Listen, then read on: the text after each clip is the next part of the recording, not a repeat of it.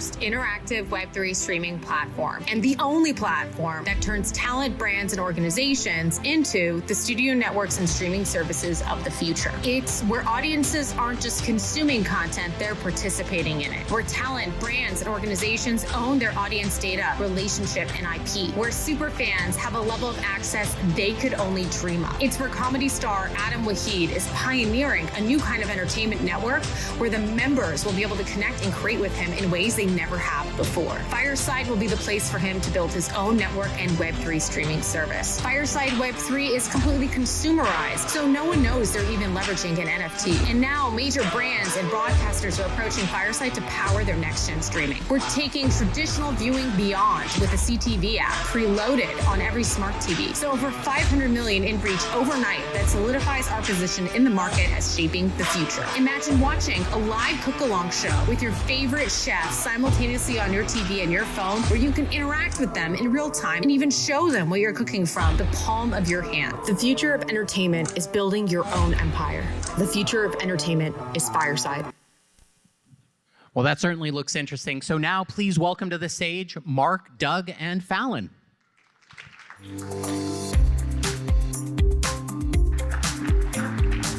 Thank you. Appreciate it.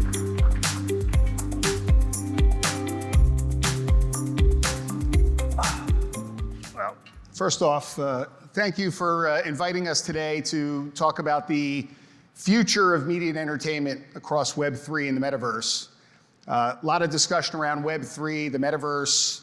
I'm honored here to be with Falon and with Mark. Really, when you think about broadcast.com, Internet 1.0, and where we are today with Web3 or Web 3.0, a lot has changed. And what I'll say to you is that Web3 is Web 2 is Web 1.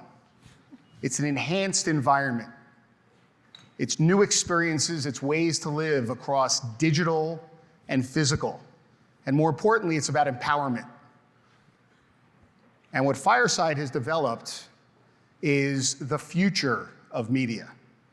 It is empowering brands, it's empowering creators, it's empowering consumers and viewers to engage in new ways with content, with storytelling, with the talent that they love. And today what we're gonna do is learn more about how Fireside is reframing that conversation. Because culture is built off of stories. We seek stories. We go to NBA games for that excitement. So with that, Falon, can you give a little vision as to, or insight into your vision for Fireside when you first started it and approached Mark? So like you said, we're in a world where every company needs to be a media company because content's not just shaping culture, it's driving commerce. And it's that connective tissue that's really bringing brands and fans together like never before. But today, some of the biggest brands don't have a way to effectively own that relationship with that audience to power that deep customer loyalty as well as collaboration. And so Fireside really as a platform is set up to solve that problem. And so we're the first interactive streaming platform that's really enabling these brands to become the next media empires and really power those next generation fan and customer experiences that are going to lead to the creation of the fan-driven franchises and products of the future.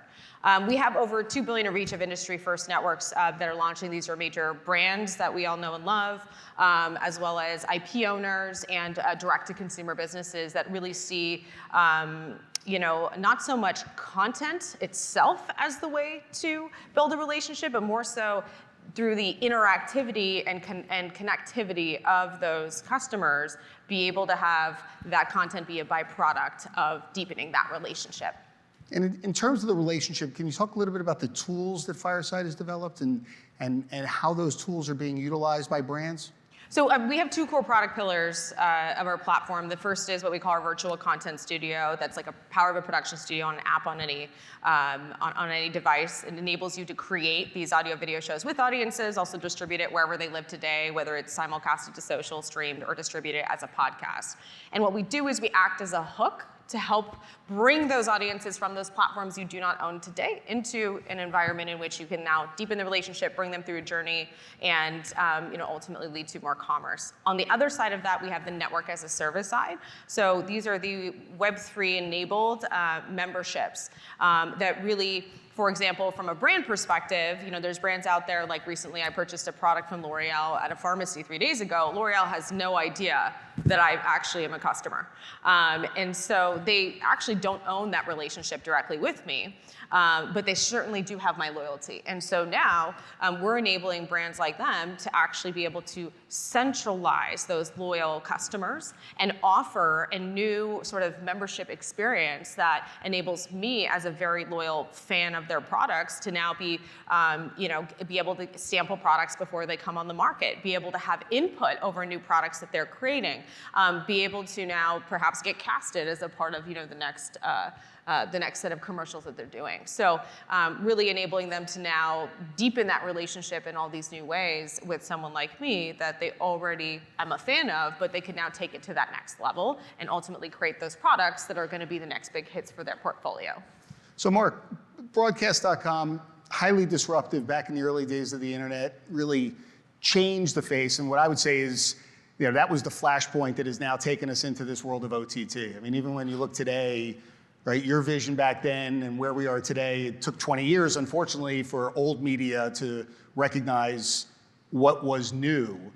Now with Fireside, you bring in the audience, you bring in that fan, right? How important is fandom as an NBA owner, as an entrepreneur, as the most popular shark, as we heard earlier, with the fans of Shark Tank? How important is fandom in that formula today to media companies? It's very important. I mean, as Falon was saying, whether it's Shark Tank, we don't know specifically who's watching. Whether it's the Mavericks, we know who's buying tickets because we require them effectively, in most cases, to sign up. But there are different ways to sell online or digitally. Some are just, you look up, whether it's Amazon, you do a search, or even TikTok, you do a search, and that's your discovery. But that is still very difficult to replicate on an ongoing basis. How often am I going to be looking for Mavs tickets, t-shirts, whatever it may be? What really, really sells and what's critical for Fireside and anybody is community. Community is what sells, because the force that drives purchases that is the strongest are your peers. And you may not even know who your peers are.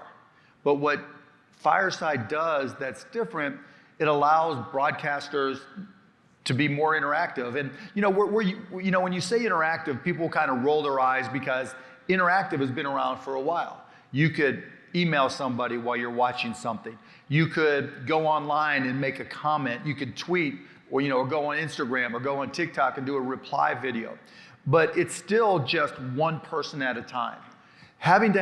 Being able to create a communal effect that drives awareness and leads to purchases is something that Fireside is really good at and really differentiated at. You can type, but more importantly, you can give visceral responses, and you have to use Fireside to see it. But if I'm having this conversation and somebody's listening via YouTube on a web browser or using the Fireside app, and they think I'm funny, then you hit the little smiley, and I hear laughing. And so I know I'm getting a response. And if Kevin, Mr. Wonderful, is talking, and he doesn't hear anything, well, that's a response too. It's an expected response, but it's a response.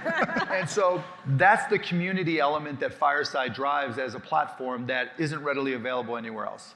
And that really gets us down to the true definition of engagement, right? Which again, like to your point, interactive, overused word, and one-to-one marketing, right? Sergio Zyman, former CMO, talked about one-to-one, of Coca-Cola, talked about one-to-one marketing for years, and there was really never any way to truly know who that individual is. But you know what, one-to-one marketing is great, but because there's so much AI driving everything between us and a purchase, that it's not as effective as it used to be, right? The community that you build is far more effective.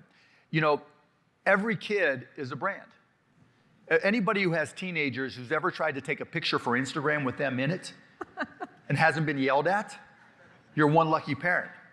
I can't tell you, no, Dad, you cannot post that. I will disown you. You delete that right now, right? Because everybody on social media is a brand. And so how they present themselves, how we all present ourselves is critical. And where Fireside comes in is you don't necessarily have to present yourself fully. right, to become part of that community. You can become part of the community and let the community present you too. And that makes it a little bit safer, a little bit easier, and a little bit more conducive to transacting than trying to always get it right with any one individual.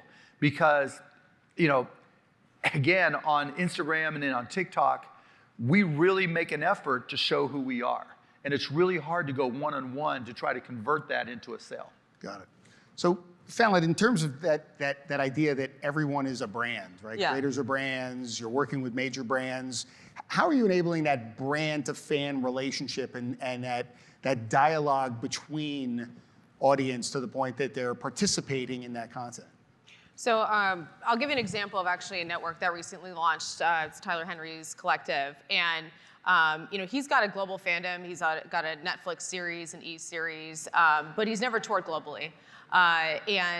His fans are deeply wanting to engage with him, but don't have a great way of doing so beyond some of the social, basic levels of interactivity already mentioned. And so now, through really being able to centralize that fandom into one hub through his collective on Fireside, he is now able to transcend those physical walls of needing to tour in order to reach everybody, and now able to reach that global fandom, but in an intimate way at scale.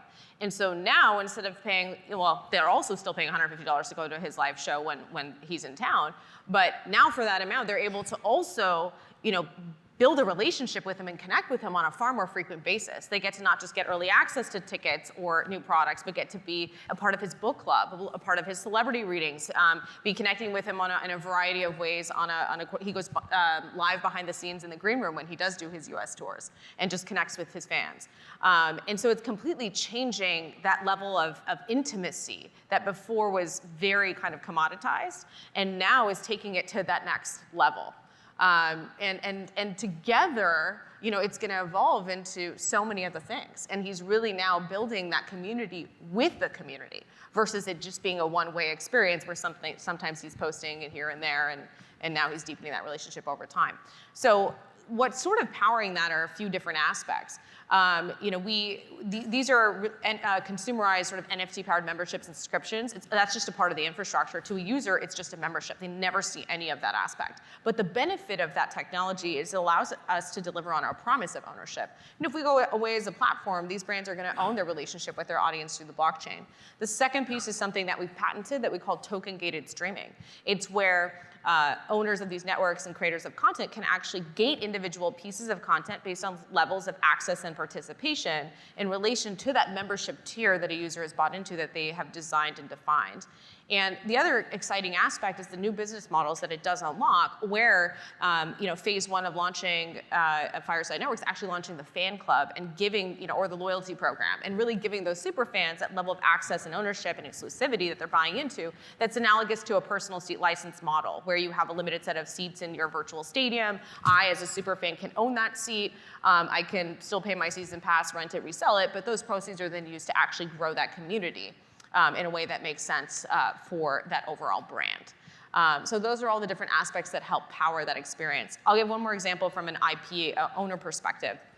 So, imagine being able to be behind the scenes of production of your favorite shows and have input over, let's say, outfits that are being worn if it's a particular game show and that's very central to it. Or being able to get a unique second screen experience when a new show is premiered and have one of, let's say, the judges from that game show be able to host a watch along, because everyone's on their phone when they're watching television anyway. And then be able to be in the writer's room and now have input over the new franchises and plot lines that are being created.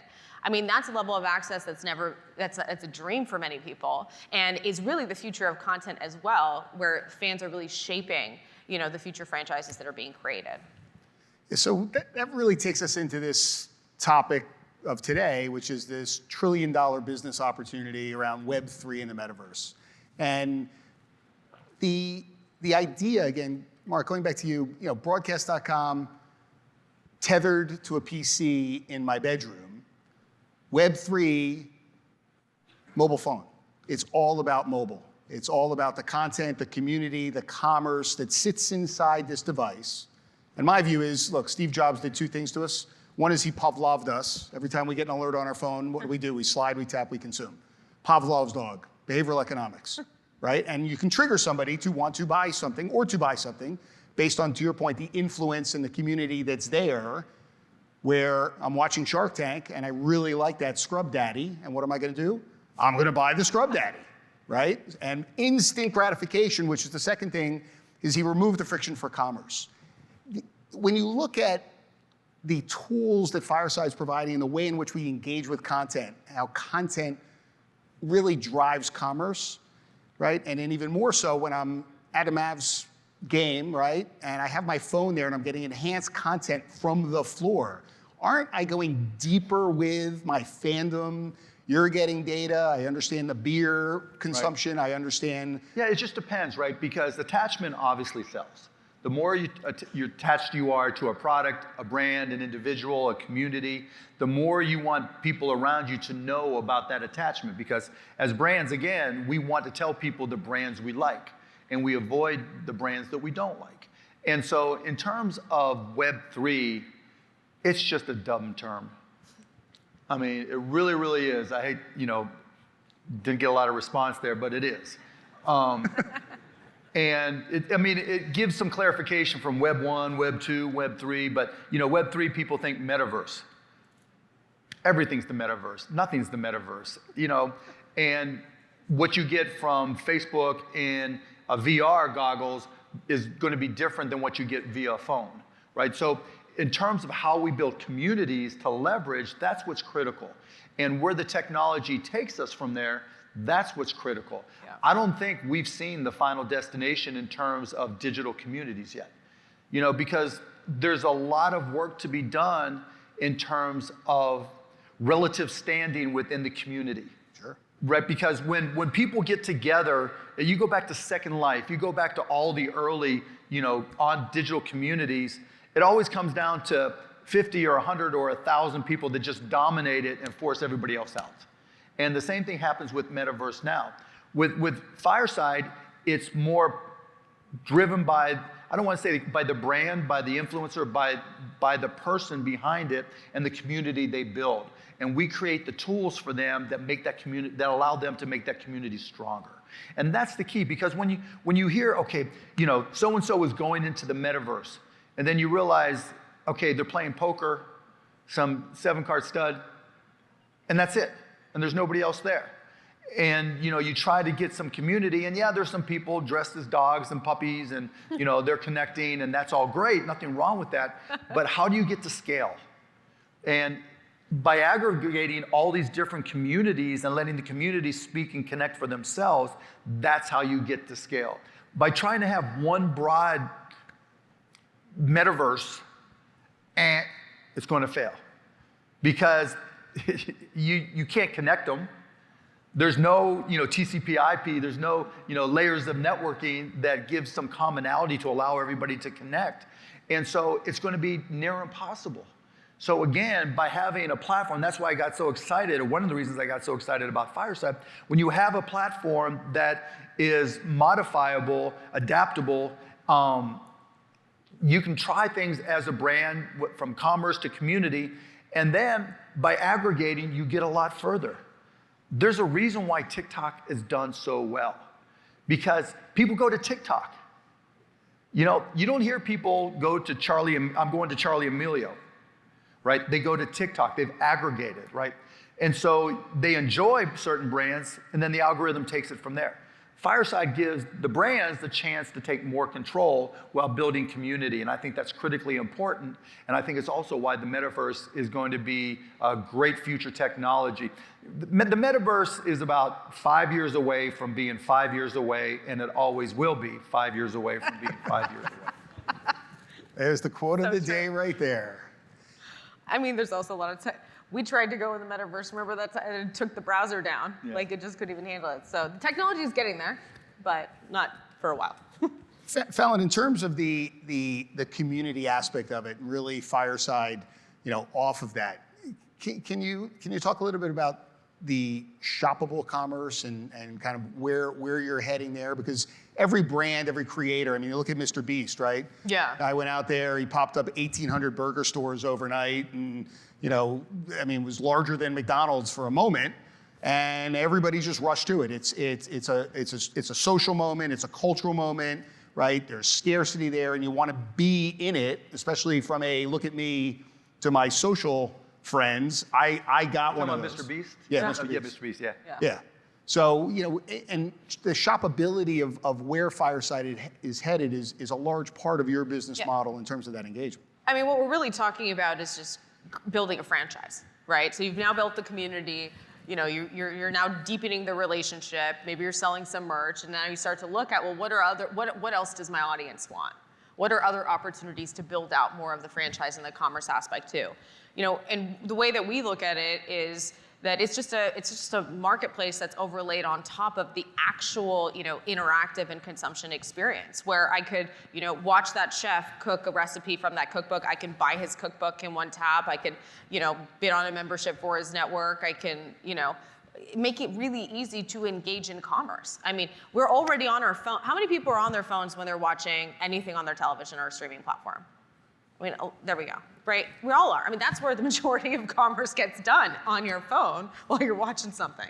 And so really just making that far more seamless, especially with this paradigm of participatory entertainment, it's just another aspect of leaning in and deepening that relationship. And as a fan, that's what I want. Right. And then for the brand, the creator, that you're working with them as well in terms of the data feed and helping them really understand the metrics of their audience. Mark, to your point earlier with Mr. Wonderful, right, and seeing nothing, right? Yeah. The minute you know that nothing is happening with your audience, but you know it in real you can time adjust. too. So you know it in real time. So, imagine if QVC was on Fireside. QVC looks to see when the phones ring, and they look at their dollars per minute, right? And that's how you judge you coming back. But there's no real time, okay, what's the feel? Yeah. When Falon talks about being participatory, you get to respond immediately to what you're seeing or hearing. And that gives feedback to the presenter immediately. And so that's different.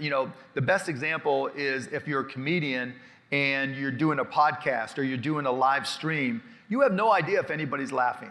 Maybe what ends up happening is, and we've seen this with live Instagram, live YouTube, everybody's always looking at the comments. Well, what are you saying? What's going on there? And that kind of takes away from the flow of what you're doing. Whereas with Fireside, literally download the Fireside app and you'll see when you watch something, you can hit the smiley face, you can hit a variety of different buttons, and that gives immediate feedback to the content presenter or creator. And that's something that's incredibly unique, and you can play off of that, just like, in a live auditorium, when I said something about the metaverse and nobody responded, that's a response. Yeah. But if I was doing this on a live stream, I'd have no idea whether anybody said anything or didn't say anything. And that is critical to content creators. Yeah.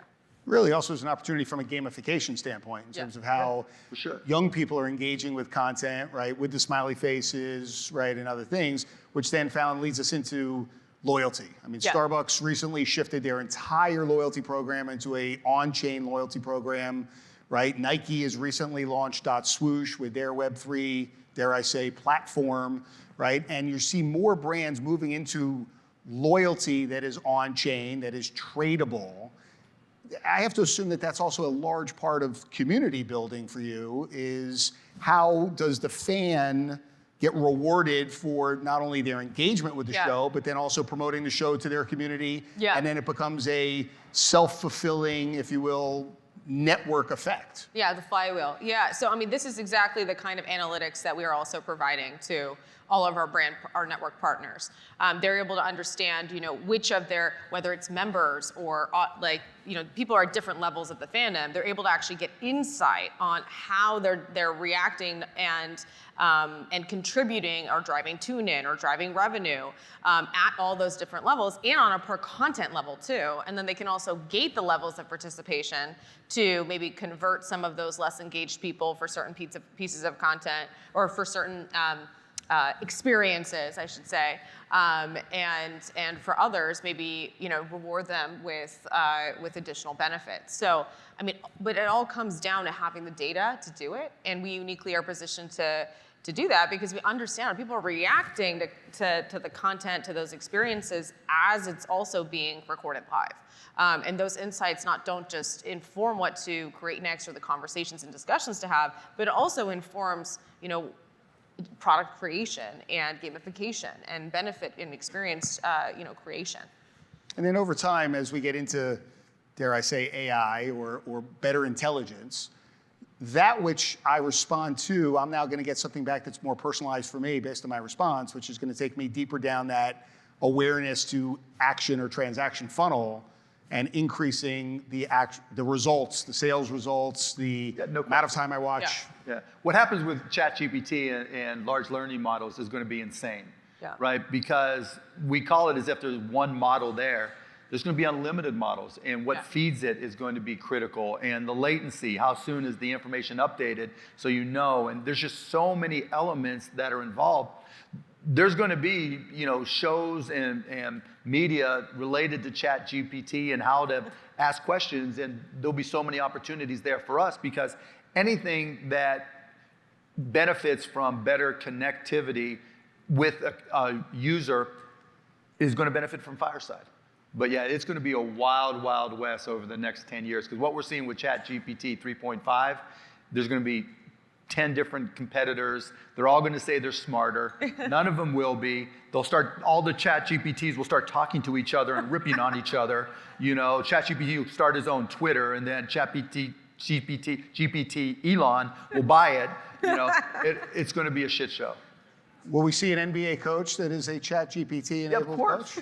Yeah, I mean, look, I went into ChatGPT and I said, write some code for me that'll input all my emails from Gmail and update the model. And I don't have access to the model to do it yet, but it handed me the code. And so it's going to be, okay, read all my emails and respond for me. And I'm going to love it. So let's throw the word metaverse out, the word Web3 out, okay? It's about connected experiences, right? It's about the physical and digital connected experience. Changing the media landscape. I mean, you just played out this whole ChatGPT scenario, but in all seriousness, in the next 12 to 18 months, despite the current conditions of the market, where we're at, right, we're going to see some significant disruption take place with technology and how people engage with brands, engage with experiences, engage with sports, engage with media. Falon, what are you most excited about with Fireside, with the brands that are coming on board, the creators that are coming on board, and what you're seeing with consumers in terms of that connected experience? I mean, I'm excited to see, not just turning these brands into their, own media empires, but I'm excited to see what comes from the connected experiences because we're just scratching the surface on what those benefits and memberships are today, but really the community and those brands are going to take it to that next level. And we're going to see new products being created together with those communities. We're going to see entire new franchises being born from it. And I think that's really exciting because ultimately, that's what the future is going to be. Mark, outside of that email bot that I can't wait to utilize in an open source environment, what are your thoughts? It's interesting. We're seeing a big change in how we perceive and use and what we expect from social media. We're looking at TikTok potentially being banned because of the connections to China. We're seeing what's happening with Twitter, and some people like it, some people don't, but it's definitely evolved. Some for the better, some for the worse, again, depending on your position. Instagram and Facebook continue to evolve, and I don't think they know what they want to be when they grow up. Yep. And so there's an opportunity for a new realm of social media and a new realm of communications that I hope and I think Fireside has a chance to fulfill. But I think within the next 2 years, you're going to start.